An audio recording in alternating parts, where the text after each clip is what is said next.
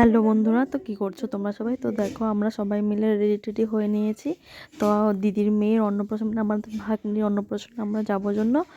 তো গাড়ি রিজার্ভ করে সবাই যাচ্ছি, কারণ যেহেতু দিনাটা থেকে আর একটু যেতে হয়, নটকোবাড়ি বলে নাম।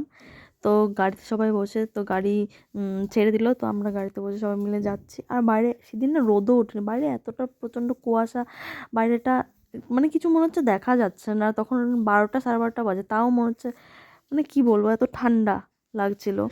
তো আমরা দেখো সবাই গাড়ি করে তো বাড়ির সামনে নেমে গেছি।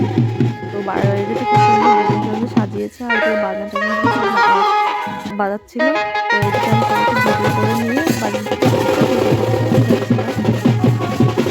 ভিতরে ঢুকে গেলাম। তারপর জল ভরা হয়নি বলে বালতি নিয়ে তো সবাই মিলে জল ভরতে যাচ্ছিল। তো এদিকে আমি সবাইকে নিয়ে ভিডিও করে নিলাম। তারপর সবাই মিলে প্রচুর পরিমাণে নাচ টাচ করলাম, দারুণ মজা করলাম।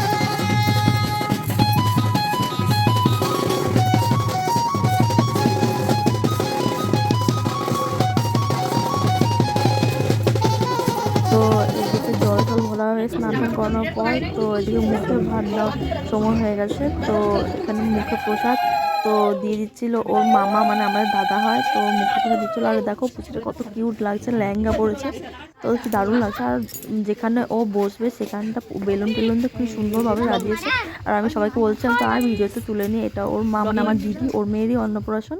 তো আর এদিকে আমরা খাবার টেবিলে চলে এসেছিলাম। তো এদিকে খাবার খেতে বসে গেছিলাম আমরা।